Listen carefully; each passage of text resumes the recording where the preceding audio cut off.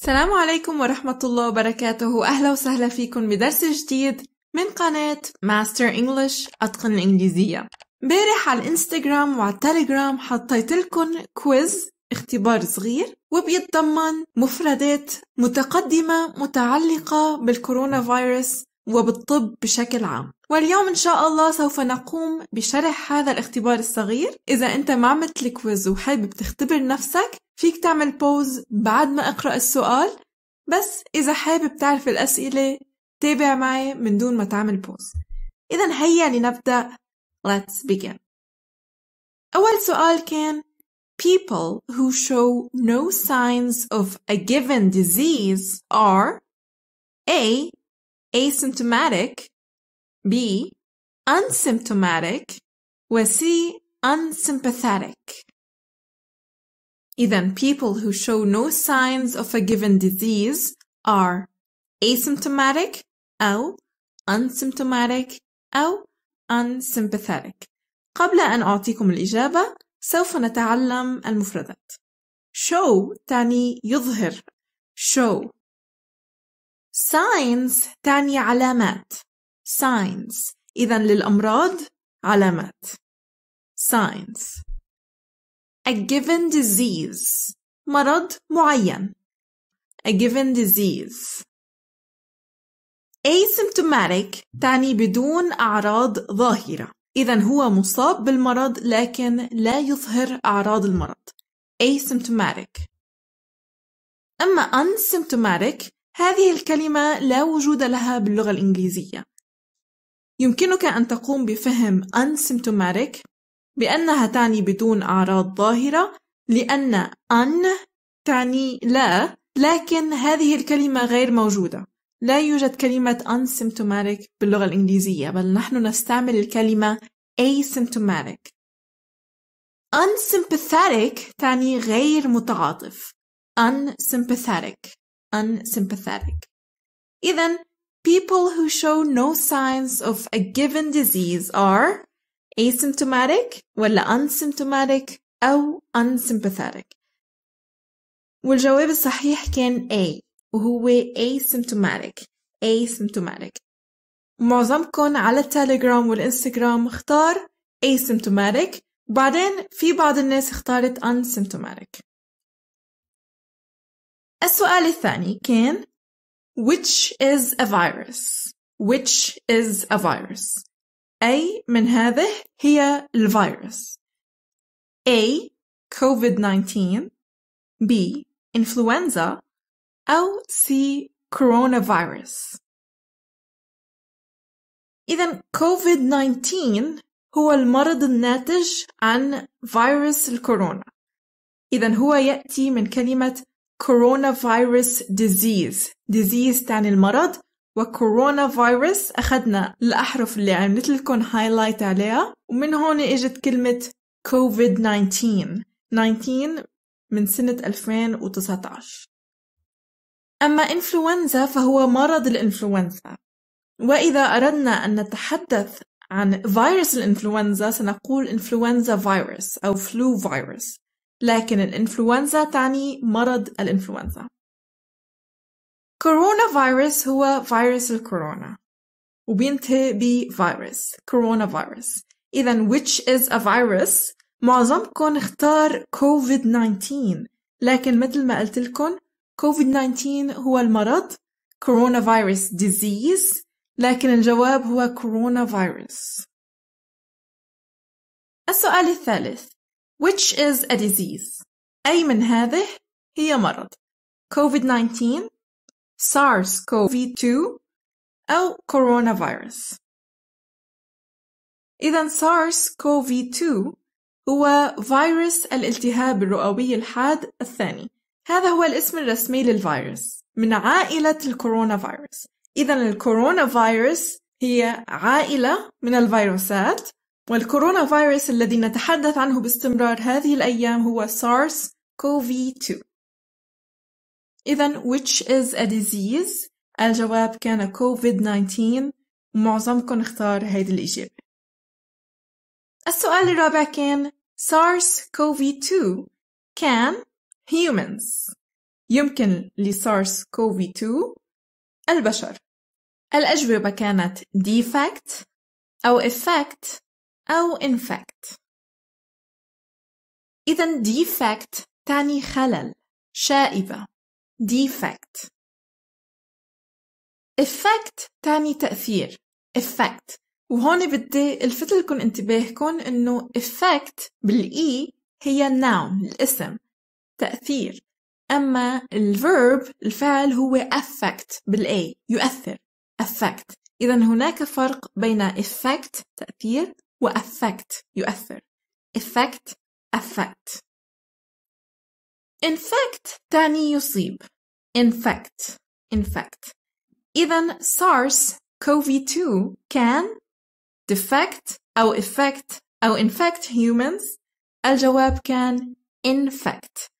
يمكن لسارس كوفي 2 أن يصيب البشر. ليش ما استعملنا effect؟ لأنه effect هي noun، وهنا نحتاج إلى فعل. يمكننا أن نقول SARS-CoV-2 can affect بالA humans. يمكن لSARS-CoV أن يؤثر على البشر، لكن بالمصطلحات الطبية لنتحدث عن الأمراض نحتاج إلى كلمة infect، تصيب البشر. السؤال الخامس. Which is most widespread? Which is most widespread?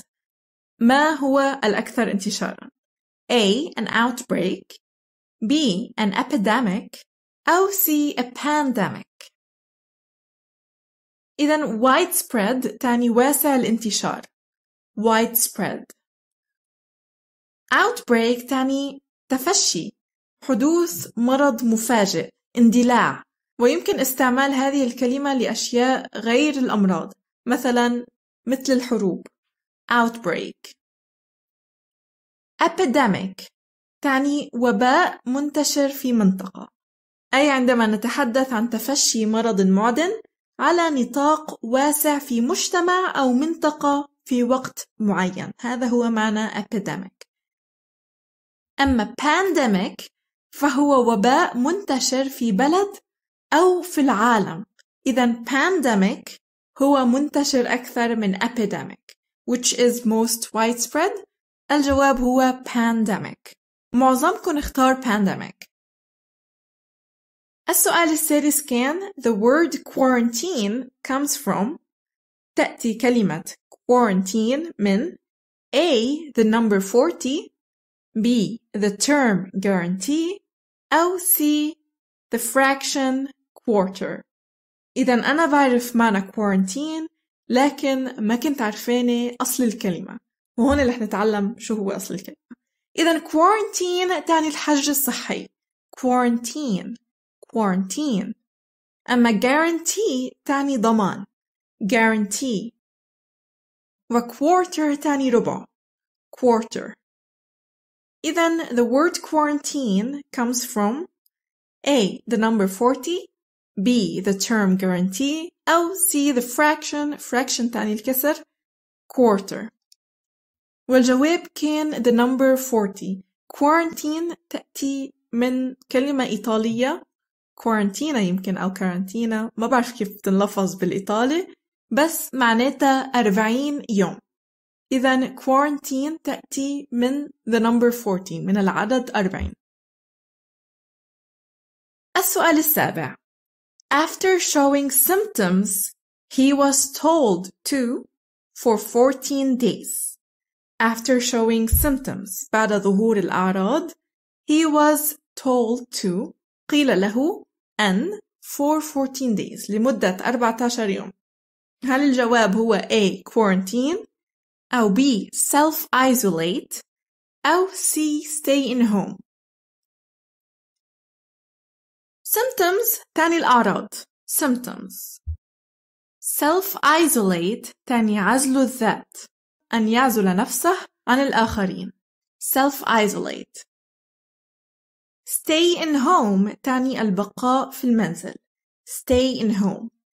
إذن after showing symptoms he was told to، الجواب كان self-isolate for 14 days. على الانستغرام معظمكم قال self-isolate، لكن على التليجرام معظمكم اختار stay in home، البقاء في المنزل. هلأ عادة self-isolate بنستعملها لما نتحدث عن شخص نحن مأكدين إنه عنده المرض أو مبين عليه أعراض المرض. إذن after showing symptoms، بعد ظهور الأعراض، he was told to self-isolate for 14 days لأنه عليه أعراض المرض. أما الكوارنتين فنحن بنستعملها للأشخاص اللي ممكن يكون عندهم المرض بس بعد ما بين عليهم، لذلك نريد منهم أن يظلوا في الحجر الصحي حتى نتأكد من عدم وجود المرض. إذن after showing symptoms he was told to self-isolate for 14 days. السؤال الثامن: A person with symptoms of a disease. That disease. شخص لديه أعراض مرض، هذا المرض. هل الجواب هو A has، لديه هذا المرض، أو B may have، قد يكون مصاب بهذا المرض، أو C cannot have، لا يمكن أن يكون مصاب بهذا المرض؟ الجواب هو B، ومعظمكم اختار صح. A person with symptoms of a disease may have that disease. شخص لديه أعراض مرض ما قد يكون مصابا بهذا المرض، لأنه الأعراض بتقلنا إنه ممكن يكون هذا الشخص عنده المرض، وأكيد بنتأكد من هذا الشيء عبر التحاليل والاختبارات لحتى نأكد إنه عنده هذا المرض. كرمال هيك ما اخترنا has that disease. السؤال التاسع: A disease that can be transmitted to humans from animals is A. hypnotic، B. stenotic، أو C. zoonotic. إذن can be transmitted تعني يمكن أن ينتقل. can be transmitted.